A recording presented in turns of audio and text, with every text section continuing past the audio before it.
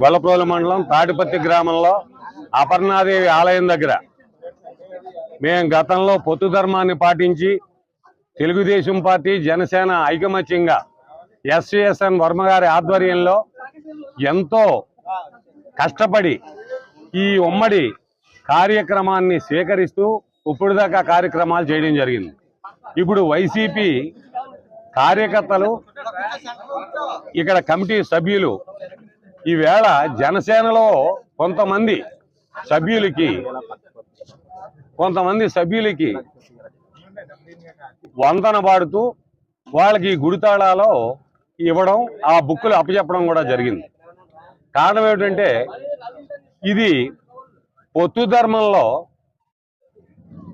ఆయన మొదటి నుంచి కూడా పవన్ కళ్యాణ్ గారు చెప్తున్నారు, వాళ్ళలో మనం కలిసి ఐకమత్యంగా మనం ఏ గ్రామంలోనైనా, ఏ నియోజకవర్గంలోనైనా, ఏ మండలంలోనైనా ఐకమత్యంగా కలిసి పనిచేసుకోవాలని చెప్తున్నారు. ఈవేళ ఒక పద్ధతి క్రమాన్ని తప్పి ఎవరికే తెలియకుండా గతంలో ఉన్నటువంటి వాళ్ళు ఆ కమిటీ మెంబర్లో తాళాలో ఒక వ్యక్తి చేతిలో పెట్టడం జరిగింది. అది గ్రామ కమిటీ అందరినీ జరిగిన తర్వాత అందరూ వాళ్ళలో కూర్చుని మాట్లాడుకున్న తర్వాత ఈ కార్యక్రమం చేయవలసిన అవసరం ఉందని మేము సవినయంగా జరుపుతున్నాం.